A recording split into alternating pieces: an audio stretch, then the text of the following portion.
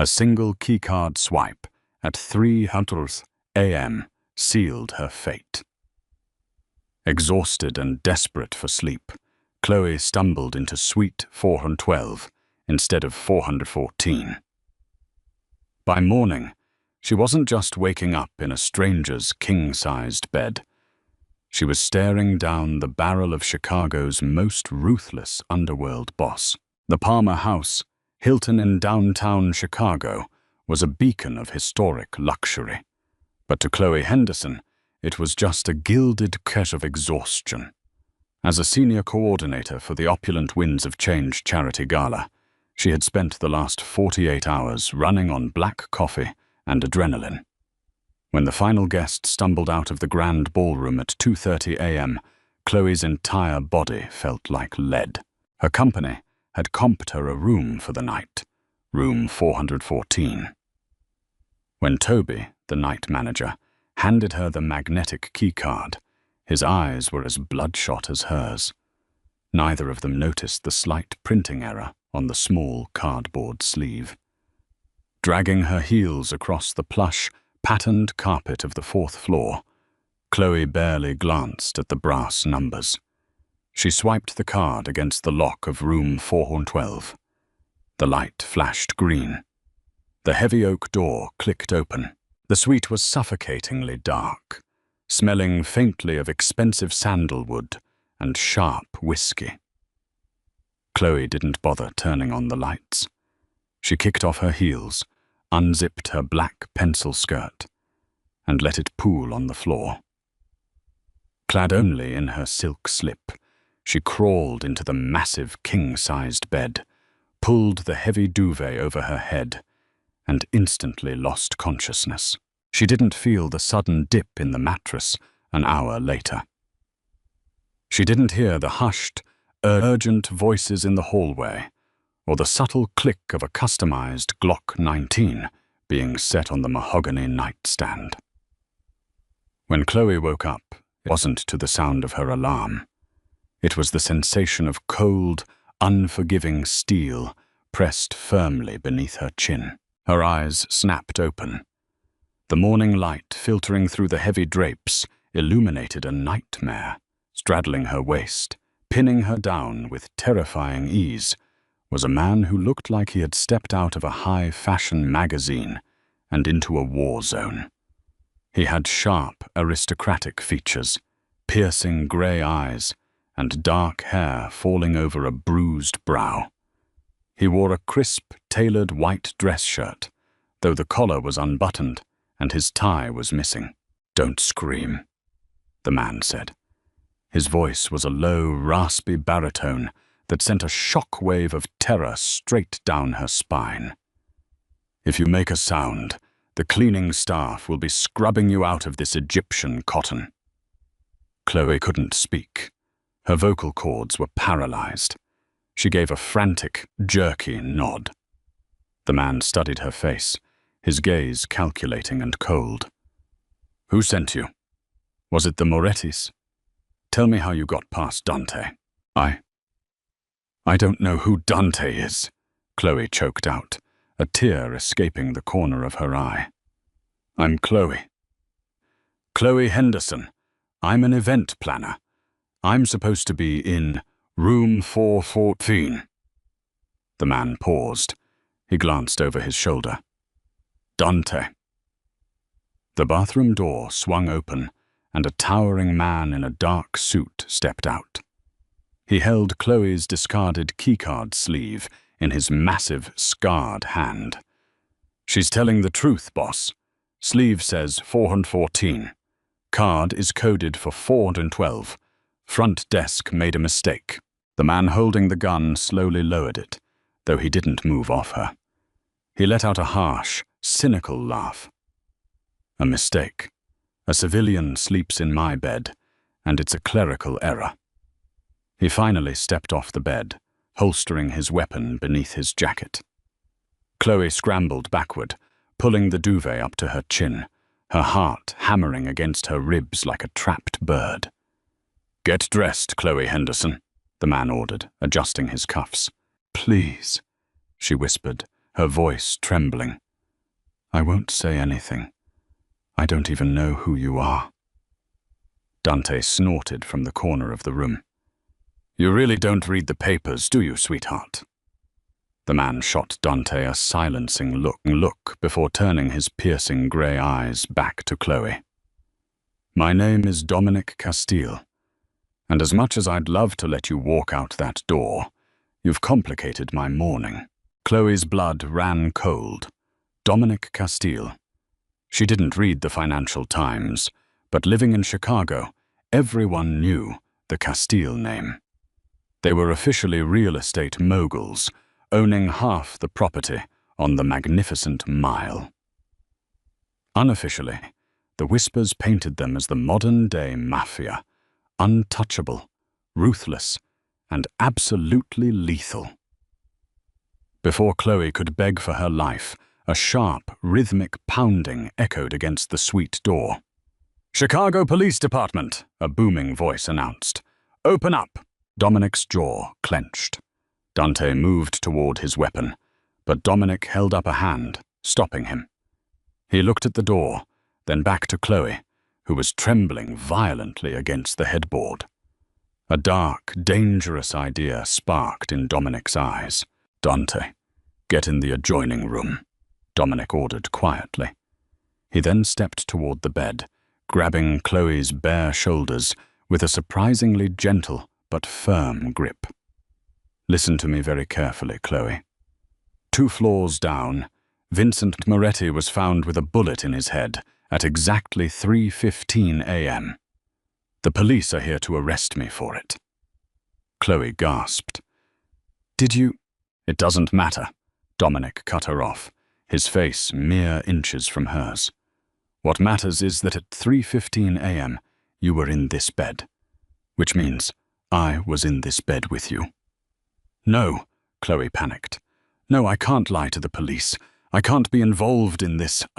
"You are involved," Dominic stated, his voice dropping to a terrifying whisper. "You are my alibi, Chloe.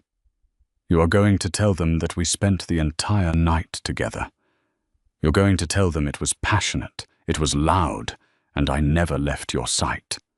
"They'll never believe that." The pounding on the door grew louder. "Mr. Castile, open this door, or we will breach it." Dominic leaned in, his lips brushing against her ear. "They will if we make them believe it. Play along, and you walk out of here alive. Cross me, and a wrong room key will be the least of your problems." The heavy oak door swung open, revealing 3 plainclothes detectives standing in the hallway, badges in hand.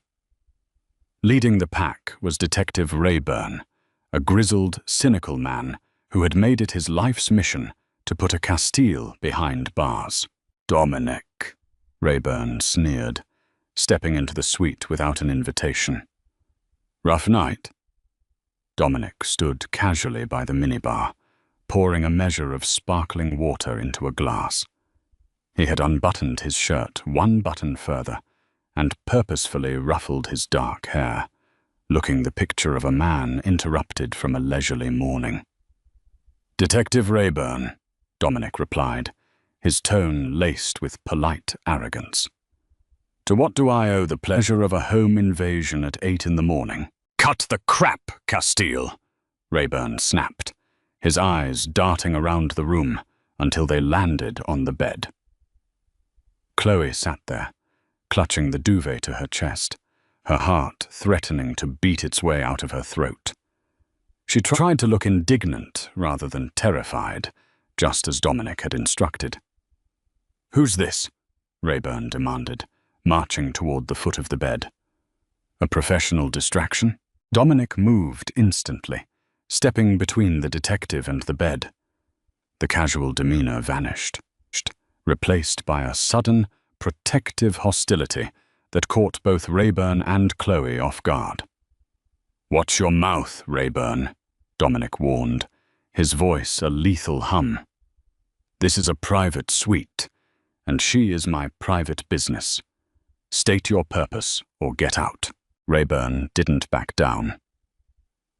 Vincent Moretti was shot dead in room 204 last night. Time of death is estimated between 3:00 and 3:30 a.m. We have witnesses who say they saw a man matching your description near the stairwell. Witnesses make mistakes, Dominic said smoothly. I haven't left this room since midnight. Is that right? Rayburn looked over Dominic's shoulder, locking eyes with Chloe. And I suppose the lady can corroborate that? Chloe swallowed hard. Her mind screamed at her to tell the truth, to run to the police, to explain the mix-up. But as she looked at Rayburn, she remembered the stories about the Chicago PD's corruption. She remembered Dominic's warning. If she talked, she was dead. She took a deep breath, forcing her voice to steady. He was here. Rayburn narrowed his eyes. Miss, if you are being coerced, you need to tell me now. Lying in a homicide investigation carries serious weight. I'm not lying, Chloe said, finding a strange well of courage born purely from survival instinct. She met Rayburn's gaze directly. Dom has been with me since I got here. We didn't sleep much.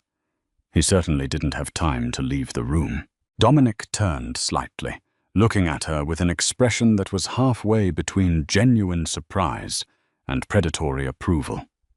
He walked over to the bed, sitting on the edge, and gently brushed a stray lock of hair behind her ear.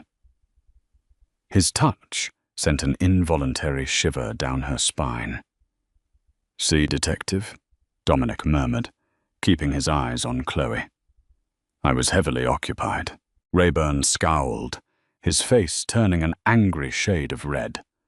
He knew they were lying, but without hard evidence, and with a witness explicitly providing an alibi, his hands were tied. This isn't over, Castile. We'll be pulling the security footage. We'll be doing a background check on your companion. If her story cracks even a fraction, you're both going down. Have a pleasant morning, Detective, Dominic replied, not bothering to look up. The detectives stormed out, slamming the heavy suite door behind them. The silence that followed was deafening. Chloe immediately scrambled out from under Dominic's touch, retreating to the furthest corner of the king-sized bed. I did it, she breathed heavily. I lied for you. Now let me go. Dominic stood up, pacing slowly towards the window, looking out over the Chicago skyline. Security footage will show you entering this room at 3:30 a.m., he stated quietly. It will show me entering at 1:00 a.m. Rayburn will check your background. He'll see you're an event planner for Winds of Change. He'll see you have a mountain of debt from your mother's treatments at Northwestern Memorial Hospital. Chloe froze. How do you know about my mother? Dominic turned back to her. My men work fast, Chloe. While you were sleeping, we ran your prints from a glass you touched. I know exactly who you are. You have no right. I have every right when my life is on the line. Dominic's voice boomed, cracking like a whip across the room. He took a deep breath, reining in his temper. The Moretti family is going to demand a blood price for Vincent. If they think you're just some hooker I hired to cover my tracks, they will torture you to get the truth. Rayburn will lean on you until you break. So what are you saying? Chloe asked, dread pooling in her stomach. I'm saying a one-night stand isn't believable enough to protect us, Dominic explained, walking back to the bed. He reached into his jacket pocket and pulled out a small velvet box. He tossed it onto the mattress.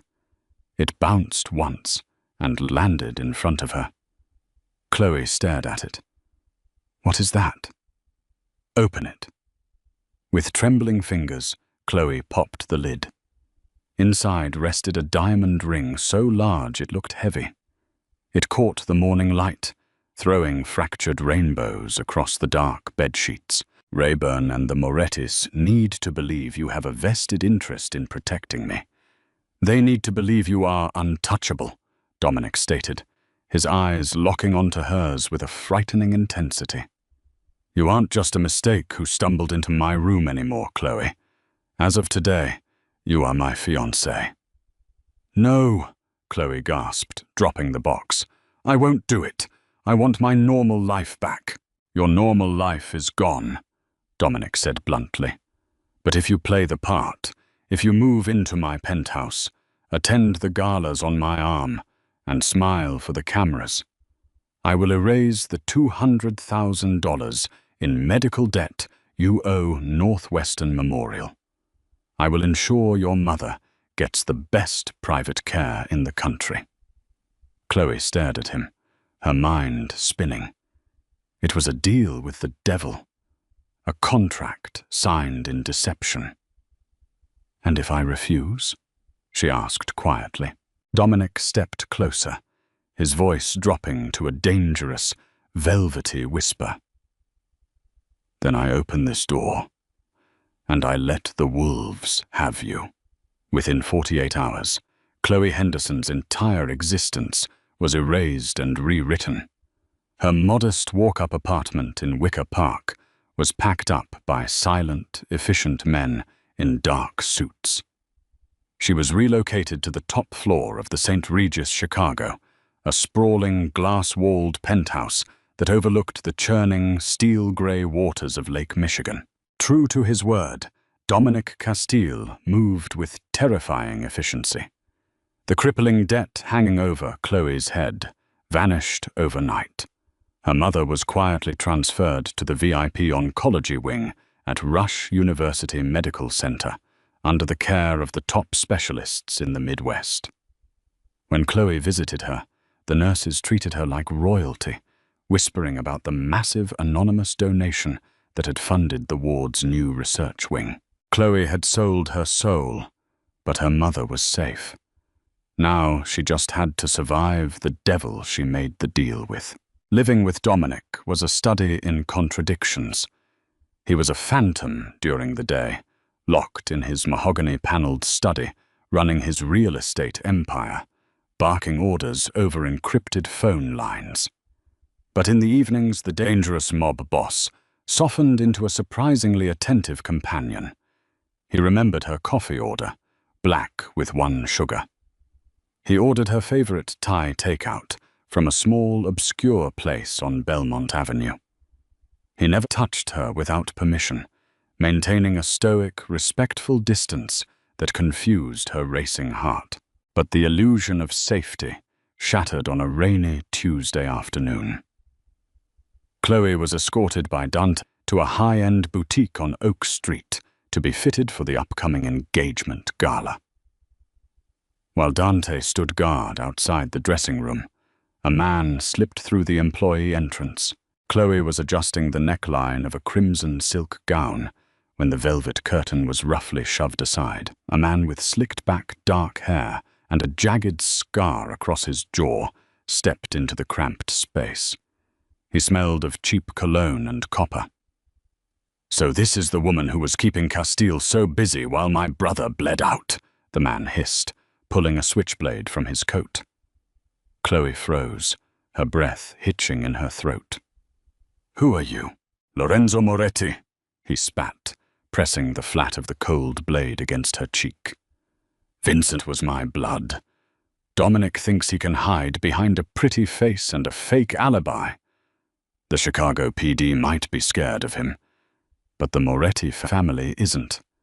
You tell your fake fiancé that this war is just starting. And when we take him down, we're coming for you too." Before Chloe could scream, a massive hand clamped onto Lorenzo's shoulder, violently yanking him backward. Dante threw the Moretti heir through the boutique's glass display case, shattering it into 1,000 glittering pieces. "Get in the car, Miss Henderson!" Dante roared, drawing his weapon as the boutique staff began to scream. When Chloe arrived back at the St. Regis, she was shaking uncontrollably. Dominic was waiting in the foyer, his face a mask of lethal fury. He didn't say a word to Dante.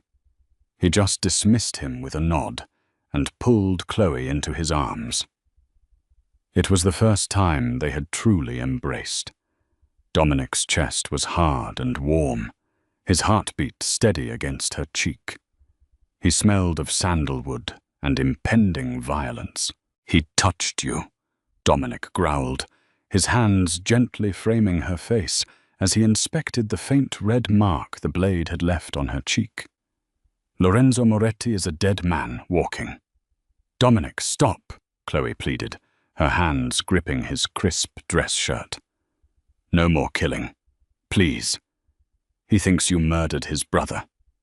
"Did you?" Dominic looked down into her terrified eyes. The hardened Mafia boss stripped away, leaving only a profoundly tired man. "No, Chloe. I didn't. Vincent Moretti was a fool, but he was a profitable ally. Someone assassinated in that hotel to frame me. Someone wants the Castiles and the Morettis to slaughter each other, so they can pick up the pieces of the Chicago underworld." "Who?" she whispered. "I don't know yet," Dominic admitted, his thumb brushing away a stray tear on her cheek. "But I will find out, and until I do, I am not letting you out of my sight. You aren't just an alibi anymore, Chloe. You're mine to protect." The words hung in the air, thick with a possessive heat that made Chloe's pulse race for an entirely different reason. The line between their fake engagement and a terrifyingly real bond had just been obliterated. The engagement gala was held at the Field Museum of Natural History. It was a calculated move by Dominic. The sprawling, echoing halls of the museum, with its towering dinosaur skeletons and priceless artifacts, provided a neutral ground for Chicago's elite and its underworld to mingle under the watchful eyes of private security and the city's press. Chloe descended the grand marble staircase on Dominic's arm, wearing the crimson gown from the boutique. The massive diamond engagement ring flashed under the chandeliers, a heavy anchor binding her to the most dangerous man in the room. Flashbulbs popped. Reporters shouted questions. Detective Rayburn lurked by the ancient Egyptian exhibit, his arms crossed, watching their every move with predatory patience. "Smile, sweetheart," Dominic murmured against her ear, his hand resting warmly on the small of her back. "We just have to make it through the toast." Among the crowd was Donovan Pierce, Dominic's most trusted underboss. Donovan was a smooth-talking, impeccably dressed man who handled the Castile family's legitimate offshore accounts. He approached them with 2 glasses of champagne, offering a wide, charming smile. "To the happy couple," Donovan said, handing Chloe a glass. "Dominic, the mayor is asking for you near the VIP lounge. Wants to discuss the Navy Pier zoning permits." Dominic frowned, clearly hesitant to leave Chloe's side. "Dante is doing a perimeter check. Donovan, stay with her. Do not let her out of your sight." "With my life, boss," Donovan promised. As soon as Dominic disappeared into the crowd, Donovan's charming smile melted into a cold, hard line. He leaned close to Chloe. "We need to move. Rayburn's men just found a security flaw near the south entrance. Dominic wants you in the holding room until it's cleared." Panic spiked in Chloe's chest, but she nodded, trusting Dominic's second-in-command. Donovan guided her away from the glittering party, down a dark, echoing corridor that led toward the museum's restricted archival storage. The music faded into a muffled thud behind them. "This isn't the holding room," Chloe said, stopping abruptly as they entered a dimly lit gallery filled with unboxed taxidermy and wooden crates. "No, it isn't," Donovan agreed. He turned to face her, drawing a silenced pistol from his tuxedo jacket. Chloe stumbled backward, her heel catching on the hem of her dress. "Donovan? What are you doing?" "Cleaning up a mess," Donovan sneered. Vincent Moretti was supposed to be the spark that burned Dominic's empire to the ground. I paid the hotel manager to scramble the room keys that night. Dominic was supposed to be caught red-handed by Rayburn. But you ruined it. You gave him an ironclad alibi. The truth hit Chloe like a physical blow. It was you. You killed Vincent. You're trying to take over the family. Dominic is weak. He cares too much about building real estate and going legitimate. Donovan spat, raising the gun and aiming it squarely at Chloe's chest. When they find your body down here, Dominic will go insane. He'll declare all-out war on the Morettis, thinking Lorenzo did this. They'll destroy each other, and I'll take the throne. You really talk too much, Donovan. The voice echoed from the shadows like the toll of a death knell. Donovan spun around, but he wasn't fast enough. Dominic stepped out from behind a towering crate, his own weapon drawn and leveled. His eyes were completely devoid of humanity. They were the eyes of the ruthless killer the city feared. "Dominic," Donovan stammered, his gun wavering. You sent me to the mayor, but the mayor is in Washington this weekend," Dominic said, his voice terrifyingly calm as he stepped into the dim light. "You've been sloppy, Donovan. And now, you're dead." Donovan panicked. He swung his gun back toward Chloe, intending to take her down with him. But Chloe wasn't the terrified girl from the Palmer House Hotel anymore. Acting on pure instinct, she hurled her full champagne glass directly at Donovan's face. The crystal shattered against his forehead, blinding him with alcohol and shards just as he pulled the trigger. The silenced shot went wide, shattering a display case behind her. A split second later, Dominic fired twice. Donovan crumpled to the marble floor, a blossoming red stain spreading across his white tuxedo shirt. He didn't move again. The silence that followed was suffocating, broken only by the sound of Chloe's ragged breathing. Dominic dropped his weapon and closed the distance between them in 3 massive strides. He pulled her roughly into his chest, burying his face in her hair. His hands were shaking. The untouchable Mafia king was trembling. "Are you hurt?" he demanded gruffly, his hands running frantically over her arms and back, checking for blood. "Chloe, did he hit you?" "I'm okay," she sobbed, burying her face against his neck, clinging to his lapels. "I'm okay, Dom. I'm okay." 10 minutes later, Detective Rayburn burst into the storage room with 6 armed officers. He took one look at Donovan's body, then at the burner phone Dante pulled from the dead man's pocket. A phone filled with texts connecting Donovan directly to Vincent Moretti's assassination. Rayburn holstered his weapon, letting out a heavy sigh of defeat. "Looks like you just took out the trash, Castile. Self-defense. The Moretti family is going to owe you an apology." Dominic didn't look at the detective. He kept his arm securely wrapped around Chloe's waist. "Just get this cleaned up, Rayburn." Hours later, back in the quiet sanctuary of the St. Regis penthouse, the adrenaline finally faded, leaving a heavy, emotional exhaustion in its wake. Chloe stood by the floor-to-ceiling window, looking out over the glittering city lights. Dominic walked up behind her. He reached into his pocket and pulled out a folded piece of paper. It was the contract they had drawn up, the agreement that bought her mother's life in exchange for her freedom. Slowly, deliberately, Dominic tore the paper in half and then in half again, dropping the pieces into a crystal ashtray on the side table. Chloe turned around, her heart skipping a beat. "What are you doing?" "The threat is gone," Dominic said softly, his piercing grey eyes searching hers. "Donovan is dead. The Morettis know the truth. You don't have to be my alibi anymore, Chloe.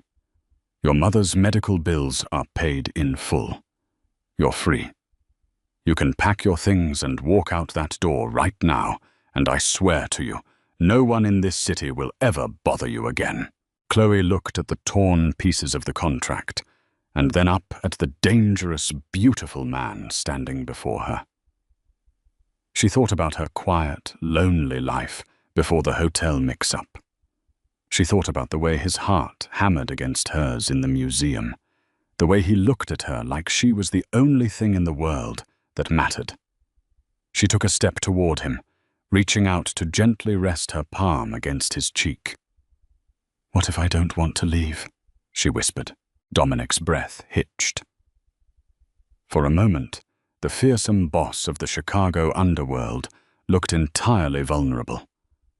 Then he wrapped his arms around her waist, pulling her flush against his chest, his lips capturing hers in a kiss that tasted like whiskey, danger, and a promise of forever. She had slept in his bed by mistake. But staying there was the best choice she ever made. Did you expect that explosive twist at the museum? Chloe's accidental run-in with a Mafia boss turned into a fight for survival. And ultimately, a dangerous, true love. If you loved this intense story of deception, loyalty, and romance, please hit that like button. Share this video with your friends who love a thrilling Mafia romance, and make sure to subscribe to our channel for more heart-pounding stories. Let us know below. Would you have stayed with Dominic?